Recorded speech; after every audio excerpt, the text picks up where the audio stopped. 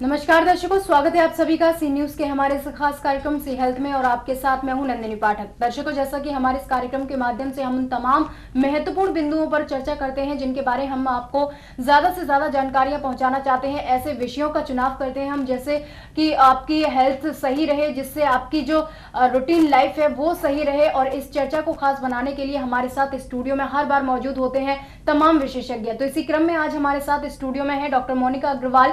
चर्चा करेंगे इनके साथ पर्यावरण प्रदूषण को लेकर और इन चीजों से कैसे बचा जाए, इस प्रदूषण से कैसे आप बच सकते हैं, इन सब के बारे में इनसे चर्चा करेंगे। सबसे पहले इनका स्वागत करना चाहेंगे हमारे स्टूडियो में। आपका बहुत बहुत स्वागत है हमारे स्टूडियो में।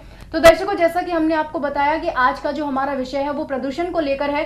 चर्चा शुरू करते हैं और सबसे पहले जानेंगे, जैसा कि हम देखते हैं कि लगातार जो प्रदूषण है बढ़ता जा रहा है, चाहे हम बाहरी एनवायरनमेंट की बात करें या फिर अपने घर की ही बात क्यों ना कर ले। तो सबसे पहले हम चर्चा ये करना चाहेंगे कि जो घर का माहौल प्रदूषित हो रहा है, जो एनवायरनमेंट प्रदूषित हो रहा है, उसके क्या कारण है और कौन सी चीजें हैं जो आपके घर को पॉल्यूट कर सकती हैं। बहुत सारी चीज़ें हैं जो जो हमारे घर को पोल्यूट करती हैं, जो हमें पता भी नहीं होता कि वो हमारे घर को पोल्यूट कर रही हैं।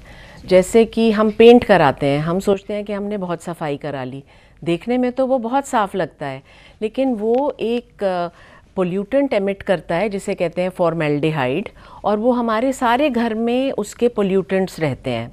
उसी तरह से जो हम डिसइंफेक्टेंट्स यूज़ करते हैं केमिकल बेस्ड, और हम क्लीनिंग एजेंट्स यूज़ करते हैं, इन सब के छोटे छोटे कण रहते हैं all the time in the atmosphere, और इन सब को अब्जॉर्ब करते हैं इन अ नेचुरल वे प्लांट्स। तो अगर हम प्लांट्स को घर में लगाएं तो एक तो वो देखने में बहुत अच्छे लगते हैं, और मतलब ग्रीनरी घर में बहुत ही अच्छी लगती है, और दूसरा वो इन अ जेंटल मैनर वो आपके सारे पोल्यूटेंट्स को चुपचाप अब्जॉर्ब करते हैं।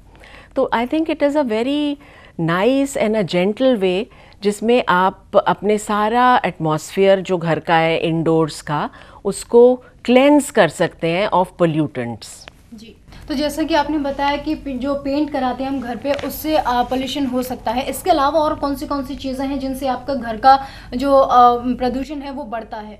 जैसे हम ये मच्छरों के लिए मस्कीटो कॉइल जलाते हैं, या वो लगाते हैं गुड नाइट, इन सब से ही पोल्यूशन बढ़ता है। इससे हमें पता नहीं होता, लेकिन ये है तो केमिकल बेस्ड ही। तो इन सभी चीज़ों को हम यूज़ करना भी नहीं छोड़ सकते, क्योंकि they are necessary for us. मच्छर नहीं ही चाहिए हमें। और फिर कैसे इन चीज़ों को नेचुरली हम इनका इफ़ेक्ट ख़त्म करें, तो वो plants is a natural way. वैसे अब वो एयर प्योरीफायर्स और ये सब आ गए हैं, बट आई थिंक जितना नेचुरल हम हो जाएं उतना ही बेटर है। जी, तो एयर प्योरीफायर जो होते हैं उनमें भी केमिकल्स यूज़ किए जाते हैं, उनमें भी गैस यूज़ की जाती हैं। अगर हम उनकी बात करें तो क्या वो भी कहीं ना कहीं ये कारण हो सकते हैं, भले ही थोड़ा कम हो, लेकिन कहीं ना कहीं हम कहें तो ये भी पोल्यूशन करते हैं। मैंने कभी एयर प्योरीफायर्स यूज़ नहीं किए, बट आई डोंट थिंक कि वो हार्मफुल होंगे, बिकॉज वो बने ही इस चीज़ के लिए हैं, तो वो हार्मफुल तो नहीं ही होंगे। बट आप एक कमरे में 4 प्लांट्स लगा लें, वो ज़्यादा इन अ जेंटलर वे, मतलब मैं ये नहीं कह रही कि एयर प्योरीफायर काम नहीं करेंगे, बट ये एक तो हार्मलेस चीज़ है, ये आपको वही काम बिना किसी केमिकल यूज़ के बेटर तरीके से करके देंगे। जी, तो इलेक्ट्रॉनिक गैजेट्स जो हैं जो हम घर में यूज़ कर रहे हैं, अगर हम देखें तो चाहे वो एसी हो, रेफ्रिजरेटर हो, इन चीज़ों से भी कहीं ना कहीं जो गैस निकलती हैं उनसे भी पोल्यूशन बढ़ता है। तो बाहरी एनवायरनमेंट को छोड़ दें, अगर हम घर की ही बात करें तो ये कितने हार्मफुल हो सकते हैं। हर ये चीज़ थोड़ी बहुत तो हार्मफुल है, बट क्योंकि it is a necessity of life, मतलब ऐसा नहीं है कि आप ये सब चीज़ें छोड़ दें, बट हर चीज़ का पॉजिटिव और नेगेटिव इफ़ेक्ट दोनों ही होते हैं। जी, लेकिन अगर उनकी हम बात करें तो कहीं ना कहीं कहा जाता है कि उनसे जो गैस निकल रही है वो एनवायरनमेंट को सबसे ज़्यादा हार्म कर रही है, और इनकी जो लगातार बढ़ती संख्या है, लगातार जो लोग इनको यूज़ कर रहे हैं वो बड़े हैं, और उनके साथ साथ जो पोल्यूशन है वो भी बढ़ा है। लेकिन अभी तक ऐसी जो चीज़ें हैं, अगर हम बात करें इंडोर प्लांट्स की, तो हम अपने घर को कर सकते हैं, सिक्योर कर सकते हैं, पोल्यूशन कम कर सकते हैं, लेकिन जो बाहरी चीज़ें हैं और लगातार जो घर बनवाने की जो प्रक्रिया है, जो ज़मीन कम हो रही है, उससे जो पेड़ काटे जा रहे हैं, उनसे बाहर का पोल्यूशन तो कम नहीं हो रहा और बल्कि बढ़ ही रहा है। तो बाहर का पोल्यूशन के बारे में हम थोड़ा डिस्कस करना चाहेंगे, उनसे कैसे बचें, इन चीज़ों को क्या कम यूज़ करके या फिर इसमें कोई और हो सकता है कुछ? ये सब चीज़ें तो कम नहीं हो सकती। बाहर का जो पोल्यूशन है उसका कारण बहुत से फैक्टर्स हैं। It is not because of the AC consumption basically और of use of these gadgets. बाहर का पोल्यूशन हम कम कर सकते हैं बाय टेकिंग रिस्पॉन्सिबिलिटी। हम लोग जो चीज़ें इस्तेमाल करते हैं, जैसे हमारा गार्बेज होता है, उसको हमें जिस तरह से हमें उसको डिस्पोज ऑफ करना है, उसकी रिस्पॉन्सिबिलिटी हमारी होनी चाहिए। हम लोग बाहर के देशों में जाते हैं और हम देखते हैं कि कितना साफ़ है, फिर हम वापस आके सोचते हैं कि हमारी कंट्री इतनी साफ़ क्यों नहीं है। बहुत कुछ हो रहा है हमारे देश में, बहुत से पेड़ लगाए जा रहे हैं, बहुत सी चीज़ें हो रही हैं, डस्टबिन्स लगाए जा रहे हैं, और फिर हम सोचते हैं कि शायद कोई और करेगा ये। लेकिन जिस दिन हम ये समझ लें कि हम ही इस चीज़ को कर सकते हैं, उसी दिन हम लोग इस चीज़ में सक्सेसफुल हो पाएंगे। क्योंकि हम लोग क्या करते हैं कि हमारा जो सारा डस्टबिन का कूड़ा है उसको हम बहुत ही इर्रिस्पॉन्सिबली डिस्पोज ऑफ करते हैं। जिस दिन हम उसको सेग्रीगेट करने लगें, रिसाइकिल करने लगें, और जो हमारा किचन का वेस्ट है उसको हम कंपोस्ट करने लगें, उस दिन शायद हमारे देश की समस्या जो कूड़े की है और पोल्यूशन की है वो थोड़ी कम हो पाएगी। जी, तो अभी हमने बात की इंडोर प्लांट्स की, तो आपने एक दो प्लांट्स बताए जिनसे ये पोल्यूशन कम हो सकता है। उसके अलावा अगर हम जनरली बात करें जो पौधे आसानी से मिल सकते हैं, जैसे हाँ। हम कैक्टस की भी बात करें तो कैक्टस से भी कहीं ना कहीं इंडोर प्लांट नहीं होता है, तो लेकिन हम उसको घर में रख सकते हैं, वो छोटी जगह में आ सकता है, तो क्या वो भी यूजफुल हो सकता है? कैक्टस में कांटे होते हैं और वो एक सक्यूलेंट प्लांट है, मतलब वो उसे धूप चाहिए, और कांटे वाला कोई भी पौधा आप घर में तो नहीं ही रख सकते। तो जो इंडोर प्लांट्स हैं जिनके नाम मैं आपको बता सकती हूँ, एक तो है बहुत ही बेनिफिशियल और अच्छा पौधा जो घर में रखा जा सकता है, उसका नाम है सैंसेवेरिया। वो बहुत ही अच्छा पौधा है घर में रखने के लिए, क्योंकि एक तो ज़ीरो मेंटेनेंस है, उसमें आपको मेंटेनेंस की कोई ज़रूरत नहीं है। उसको मदर इन लॉज टंग भी कहते हैं, उसको स्नेक प्लांट भी कहते हैं, और उसको एलिफेंट्स टूथपिक भी कहते हैं। उसको आप घर में रखिए और वो बहुत सारे पोल्यूटेंट्स वो एब्जॉर्ब करता है। उसको आप बाथरूम्स में भी रख सकते हैं, वो ख़राब नहीं होता इजीली। तो वो बहुत ही अच्छा प्लांट है फॉर इंडोर्स। एक है फिलोडेंड्रन, जो बहुत अच्छा प्लांट है फॉर इंडोर्स। मनी प्लांट तो बहुत ही इजी टू मेंटेन, सुंदर भी लगता है, इंडोर्स भी रख सकते हैं, आउटडोर्स भी रख सकते हैं, and it's a beautiful plant. अगर उससे सपोर्ट मिल जाए तो उसके पत्ते बहुत बड़े हो जाते हैं। Then there is a plant called chlorophytum, जिसके ऐसे पतले पतले पत्ते होते हैं, वो बहुत सुंदर लगता है घर में। तो these are some of the plants जो हम इंडोर्स रख सकते हैं। जी, तो ये तो हुई एयर पोल्यूशन की बात। अगर हम वाटर पोल्यूशन की बात करें तो जो छोटी छोटी चीज़ें हैं कहीं ना कहीं हम उन्हें नज़रअंदाज कर देते हैं। तो घर से निकलने वाला जो गंदा पानी है उससे कितना पोल्यूशन हो सकता है, और जो घर में मच्छर या हम यूँ कहें कि गंदगी जो पनपी पानी की वजह से, गंदे पानी की वजह से, उससे कैसे बचें? घर से गंदा पानी जो निकलता है वो तो घर में से मतलब मच्छर, उसको ऐसी जगह इकट्ठा नहीं होना चाहिए जहाँ पे ओपन ड्रेन्स में।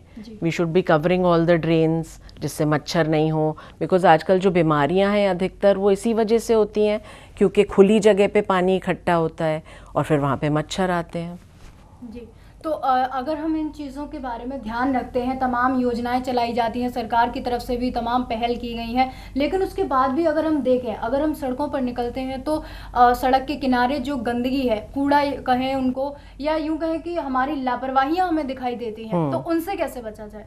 मैंने आपको बोला ना कि रिस्पॉन्सिबिलिटी, क्योंकि हम सोचते हैं कि गवर्नमेंट इसके लिए कुछ काम करेगी या प्रधानमंत्री इसके लिए कोई काम करेंगे या the mayor will do something. They are doing, बहुत कुछ काम हो रहा है इसमें, but ultimately we are responsible, हम ही को तो कुछ करना होगा। और हम कर रहे हैं। बच्चों को आजकल स्कूल में बहुत कुछ सिखाया जाता है। दे आर टॉट कि पेड़ लगाओ, कूड़ा मत डालो एंड प्लास्टिक से बचो। जैसे आई रिमेंबर जब हम लोग छोटे थे तो कपड़े के बैग हुआ करते थे। हरी सब्ज़ी के लिए हरा बैग, फलों के लिए लाल बैग, और अंडों के लिए काला बैग, और राशन के लिए सफ़ेद बैग। अब सब लोग अगर अपनी कार्स में ये कपड़े के बैग रखें, so we can to a large extent save plastic, मतलब प्लास्टिक से बचें। तो जो सड़कों के किनारे हम वो प्लास्टिक के ढेर देखते हैं, I mean we can avoid to a large extent, plastic can be avoided. अभी कल ही मैंने कहीं पढ़ा दैट इंडोनेशिया में एक 25 साल के लड़के ने एक सॉल्यूशन निकाला है to plastic, and that is seaweed. हर चीज़ वहाँ पे उसने सीवीड में रैप करके देनी शुरू की है, साबुन से लेके बर्गर तक। तो आपने सीवीड में रैप किया साबुन को और उसको हटाए बिना साबुन यूज़ किया, बर्गर को भी सीवीड में रैप किया, and you can eat it like that. Glasses भी सीवीड में बने हुए हैं एंड वो खा भी सकते हैं। तो उससे क्या होता है कि आपका प्लास्टिक का कोई वो ही नहीं है, garbage of plastic. And Indonesia is the biggest country जहाँ पे प्लास्टिक का सबसे ज़्यादा वो था कचरा। सो अगर हम कोई वो ढूंढें इसका सॉल्यूशन तो मिल भी सकता है। जी, तो आपने बच्चों की एजुकेशन की बात की। स्कूलों में तमाम कार्यक्रम चलाए जाते हैं, बच्चों को सिखाया जाने लगा है कि आपको कैसे साफ सफाई रखनी है। लेकिन बच्चे तो सीख रहे हैं, लेकिन जो लोग बड़े हैं वो कहीं ना कहीं अपनी जिम्मेदारियां जानते हुए भी उनको फॉलोअप नहीं कर रहे, या उनको फॉलो नहीं कर रहे हैं कि हमें सड़क पर कूड़ा नहीं फेंकना है या सड़क पर नहीं थूकना है। तो उन चीज़ों के लिए कहीं ना कहीं एक जो मैसेज है वो उन तक पहुँचना चाहिए। हाँ, नहीं, पहुंचना भी चाहिए। एंड आई थिंक कई लोगों को पता नहीं है कि क्या करना है। नहीं, बच्चों को सिखा दिया, बच्चों को पढ़ा दिया, पर उस चीज़ को इम्प्लीमेंट कैसे करना है। मतलब जैसे पता है बच्चे को कि मुझे कूड़े का क्या करना है, बट उसे कैसे करना है वो तो उसे बताना पड़ेगा ना, कि आपको 3 बैग रखने हैं, एक में पेपर डालना है, एक में किचन का वेस्ट डलेगा, और एक में सारी बॉटल्स और प्लास्टिक डलेंगी जो कि रद्दी वाले को जाएंगी, पेपर रद्दी वाले को जाएगा, कूड़ा कंपोस्ट होगा। तो ये करके बताना होगा, और इनिशियली थोड़ा मुश्किल होगा, लेकिन जैसे जैसे उसे करते जाएंगे तो थिंग्स बिकम स्ट्रीमलाइंड। बाहर तो ऐसा होता ही है, तो हम भी अगर करने लगेंगे तो आई थिंक उतना मुश्किल नहीं होता फिर ये चीज़। जी, तो आपने कंपोस्टिंग की बात की। अगर हम ये कहें कि जो घर का वेस्ट मटेरियल है या जो चीज़ें गीला कूड़ा है उनको हम कहीं ना कहीं यूज़फुल बना सकते हैं, तो उनके लिए क्या हो सकता है? उसके लिए पहले तो घरों में ऐसा होता था कि हर गार्डन में एक गड्ढा होता था, सारा वेस्ट उसमें जाता था, और फिर वो 6 महीने बाद बहुत ही अच्छी खाद बन जाती थी। मतलब इट वॉज़ अ प्रैक्टिस, हर कोई घर ऐसा करता था, और उस समय इतना कूड़ा भी नहीं होता था। और अब चलो अपार्टमेंट्स हैं, you don't have that much space कि आप एक गड्ढा बना लो और उसमें सब कूड़ा डालो। तो अब आप एक मटका ले लो या टेक एनी बर्तन, और उसमें और टेक अ मटका और एनीथिंग, उसमें आप सारा अपना कूड़ा डालते रहो, और सूखे पत्ते उसके ऊपर डालो, और उसमें मट्ठा और वो कोई एक्टिवेटर उसमें डालना होता है, जिससे कि वो खाद बनने का प्रोसेस शुरू हो जाता है, और फिर वो 40 दिन में आपकी खाद बन के तैयार हो जाती है। तो आप जो नेचर से ले रहे हो, you have to give it back to nature. क्योंकि अभी हम क्या कर रहे हैं, हम ले रहे हैं, उसे प्रोड्यूस कर रहे हैं और उसे कूड़े में डाल रहे हैं। तो it is a linear process. हमें क्या करना है, उसको एक सर्कल बनाना है। आपको लेना है from the earth, you have to produce it, consume it and give it back to the earth. So it has to be a round process. क्योंकि तभी तो हमें एक प्रोडक्टिव साइकिल मिलेगा। जब चीज़ें आगे और मिलनी शुरू हो जाएंगी, क्योंकि कहीं ना कहीं जो चीज़ें हैं, या पानी की बात करते हैं तो पानी की भी, जैसे हम कह रहे हैं कि लगातार पानी खत्म होता जा रहा है, या ऐसा पानी नहीं बचा है जो आप पी सकते हैं, तो वो कहीं ना कहीं एक साइकिल का डिसबैलेंस है, जिसकी वजह से it is a total imbalance in the system. तो दर्शकों, आज चर्चा कर रहे हैं प्रदूषण को लेकर, चर्चा आगे बढ़ाएंगे, लेकिन यहाँ रुकना होगा हमें एक छोटे से ब्रेक के लिए। ब्रेक के बाद जल्द हाजिर होंगे।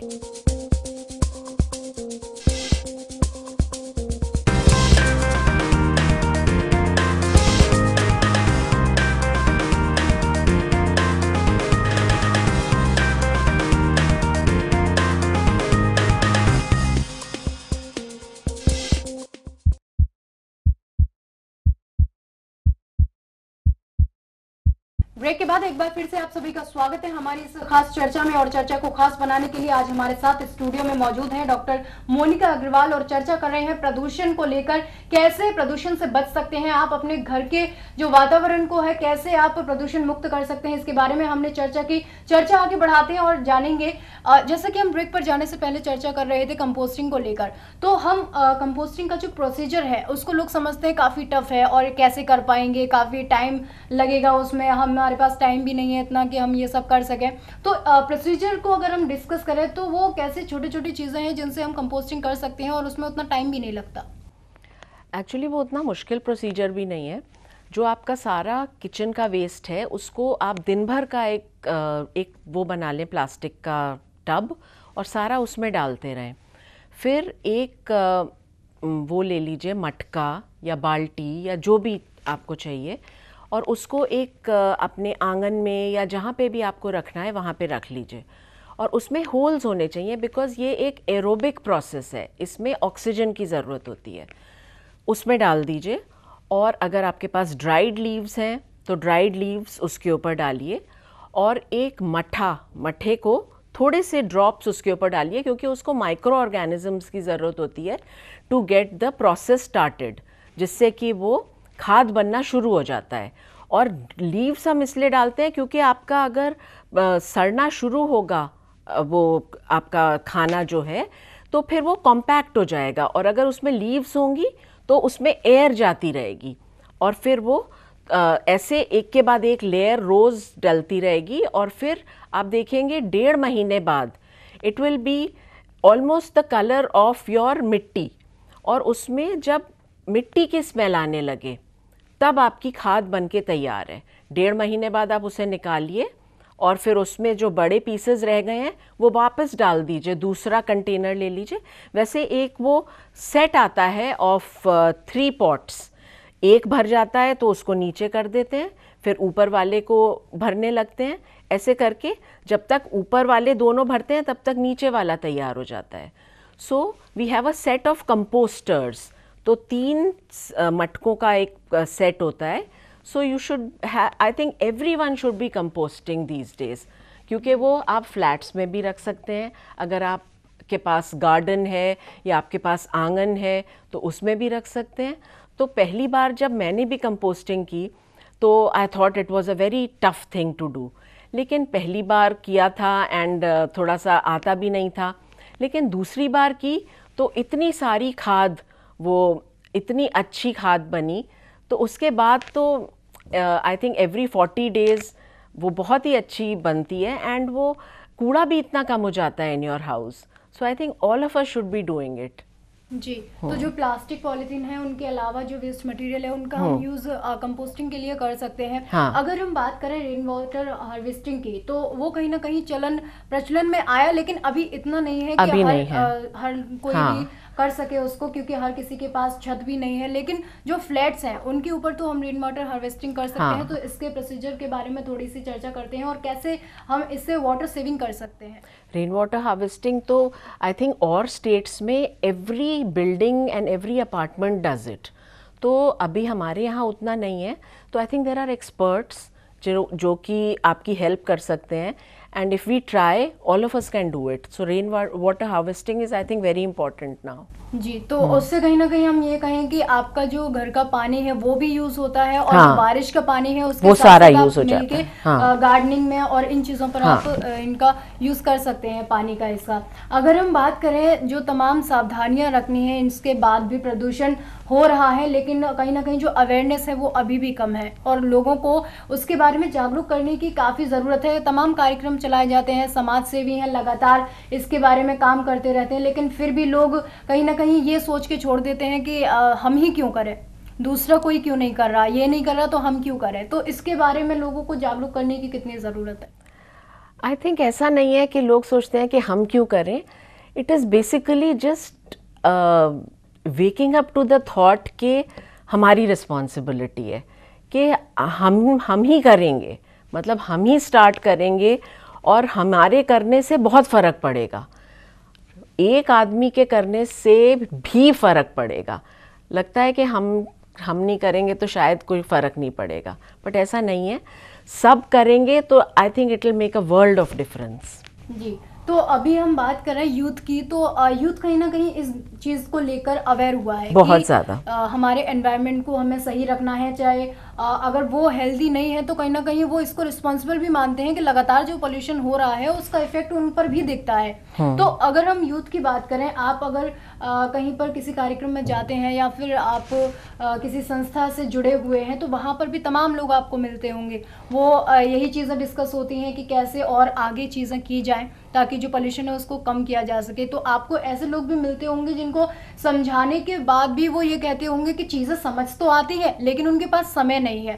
तो अगर हम इस भागदौड़ भरी जिंदगी से छोटा सा एक हिस्सा अगर समय का निकाल पाए तो वो कैसे कर सकते हैं?